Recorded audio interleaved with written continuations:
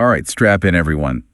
Today's deep dive is taking us right to the cutting edge of AI. Ooh, sounds intense. It is. We're talking LLMs, but with a twist.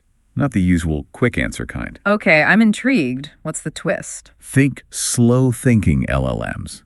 Like, what if we could teach AI to solve problems? Not with brute force, but with, like, actual strategy, like a human would. You mean getting AI to think more like us instead of just, crunching numbers? Exactly. And we've got some fascinating sources to dig into. A research report from Renmin University of China and BAAI, some briefing documents, even a quiz and answer key, plus an FAQ. All about this new framework called Still 2. Still two. Okay, so what makes this framework so special? Well, from what I'm seeing, it's all about training LLMs to approach problems more like, say, a mathematician. Carefully, step by step, not just racing to the answer. So more like working through a proof instead of just punching it into a calculator. Yeah, perfect analogy. 'Cause, traditional LLMs are great at that fast thinking, quick processing, pattern That's recognition. super fast, yeah. But they struggle with that deep, deliberate reasoning, the kind we humans use for, like, really complex problems. Right. And it can be so frustrating when AI just gives you a surface level answer. Like it doesn't really get it. Totally. And that's where Still 2 comes in. It's got these three phases: imitate, explore, and self-improve. Ooh, that's kind of cool. It's like mirroring how humans learn. Right. It's not just about getting the answer, but understanding the how and why. I like that. So let's start with imitate. It seems like this is where the LLM gets like a master class in problem solving, right? Yeah, like watching a pro at work, picking up the techniques. Exactly. In this phase, they train the LLM on something they call long-form thought data. Long-form thought data. It's basically like having transcripts of how someone super smart tackled a tough problem. You see all the steps, the dead ends, those aha moments, like a window into their mind. That's fascinating. So it's not just feeding it the problem and the solution, it's showing it the whole process. Exactly. And they actually used output from other slow-thinking AI systems. Yeah. Systems that are already designed to show their work, so to speak. Oh, interesting. So like DeepSeek and Quinn, those were mentioned in the paper, right? Yep. So basically, Still 2 is learning from the best, mimicking those systems that already excel at, the slow and steady approach. Ah, I get it. So it's kind of like an apprenticeship for the LLM. Yeah. But then it goes further. That's where the explore phase comes in. Right, because just watching someone else isn't enough. You got to practice yourself. Exactly, like learning an instrument. You don't just watch someone play and suddenly become a virtuoso. It'd be terrible. Right. So explore is like giving the LLM its practice time to try different approaches, even mess up, and learn from those mistakes. Okay, but how do they make sure the LLM is actually learning, not just, randomly trying stuff? Well, they've got it set up so the LLM tests out multiple solutions, different paths. They call them rollouts, kind of like a chess player analyzing different moves, Yeah. weighing the options. Ah, strategic exploration. So Yeah. it's not just trial and error, it's more deliberate. Right. And they specifically use tough problems for this phase. Yeah. They found that, when the LLM is faced with a real challenge, It has to think harder. yeah, it has to generate longer, more complex thought chains. It strengthens those slow thinking muscles. So it's kind of like if you only lift light weights, you never get stronger. Exactly. You got to push yourself to see real growth. And actually, speaking of hard problems, that was one of the big takeaways that stood out to me.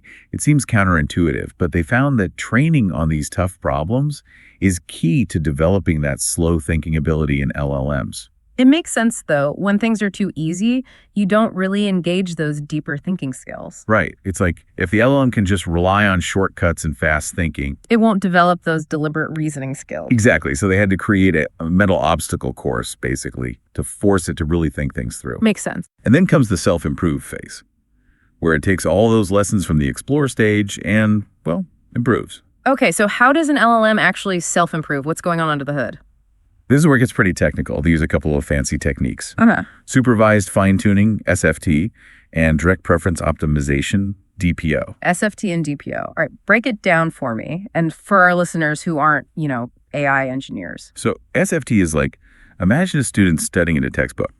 They check their answers, see what they got right and wrong, and adjust their understanding based on that. Okay, so the LLM is basically doing the same thing with the successful thought trajectories from the explore phase. Yeah. It's taking those winning strategies and refining its own process based on them. Makes sense. And DPO, that sounds even more complex. DPO involves this thing called contrastive learning.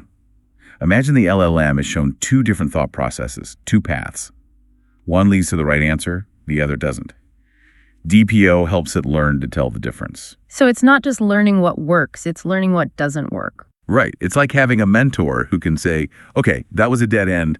Let's try a different approach next time. Ah, I see. So it's constantly refining its ability to choose the best path. Exactly. Yeah. And what's amazing is that even though this is still early research, It's already showing some impressive results. yeah, they tested it on some pretty tough benchmarks. Yeah. Standardized tests designed to evaluate problem-solving skills, even for humans.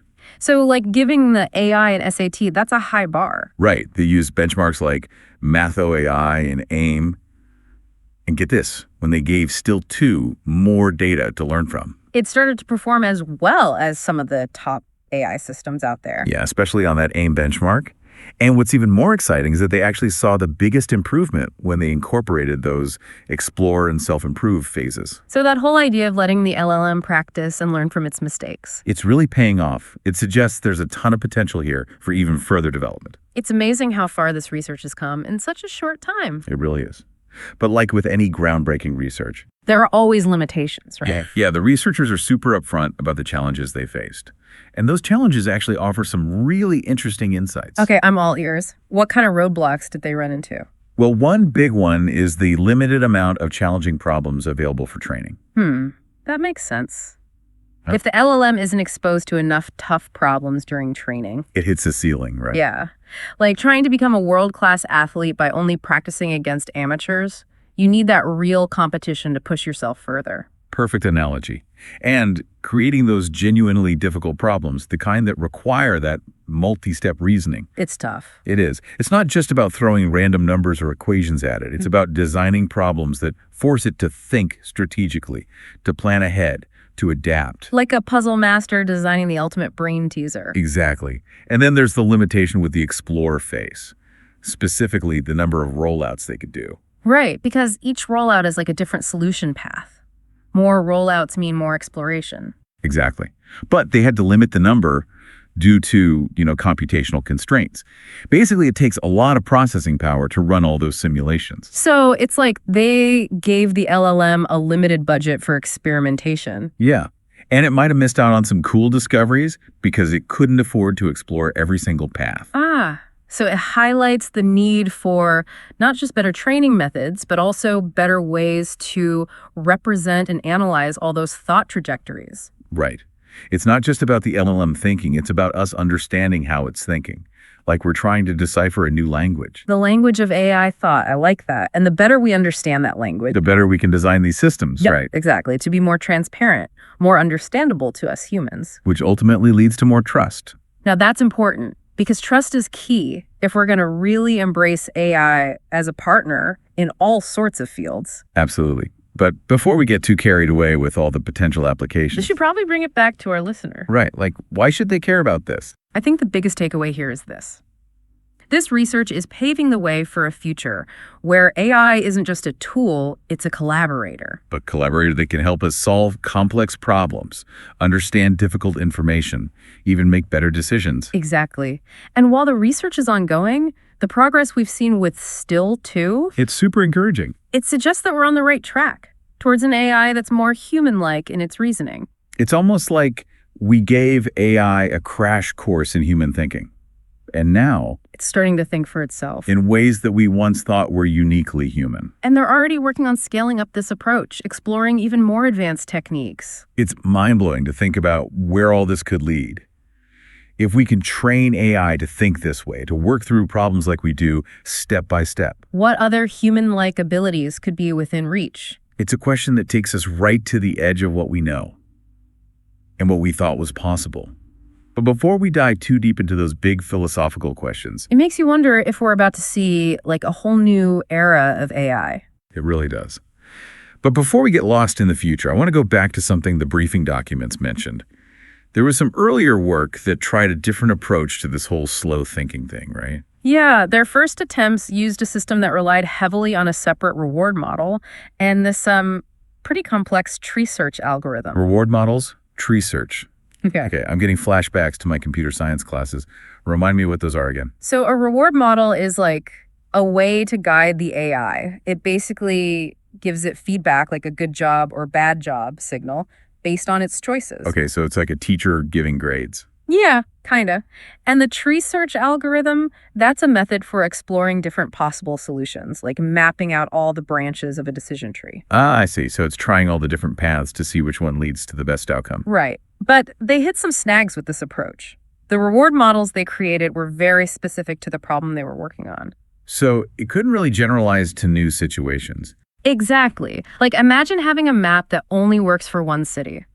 Not very helpful for exploring the world, right? Well, not all. And the tree search, while powerful, it just ate up way too much computing power, especially during training. So it wasn't practical to scale up. Pretty much. Like trying to navigate a giant, constantly growing forest, you just get lost in all the branches. So they had to scrap that idea and come up with something completely new. Yep. And that's what led them to this more elegant, more human-like approach of imitate, explore, self-improve. It's almost like they had to do some slow thinking, step back, and rethink their whole strategy. Right. It just shows you sometimes you got to hit a wall to find a better path. And speaking of rethinking things, there's another point from the FAQ that really stood out to me, the multi-domain training. They didn't just use math problems, right? Right. They used data from coding, science, even puzzles. They really mixed it up. And that was intentional. Oh, definitely. And it actually made a big difference. The LLM performed better overall because of that mix. So it's not just about becoming a specialist in one area. It's about developing a more flexible, adaptable way of thinking. Exactly. Like, think about a person who's super good at math, but maybe they struggle with, say, creative writing. They might be brilliant in one area, but limited in others. Right. And that's not how real-world problem-solving works. We need to be able to pull from different areas of knowledge to make connections. To be more well-rounded thinkers, basically. Exactly. And that's what they're trying to do with these LLMs. Give them that ability to think across disciplines to see the bigger picture. Which brings us back to that key finding about transferability, right?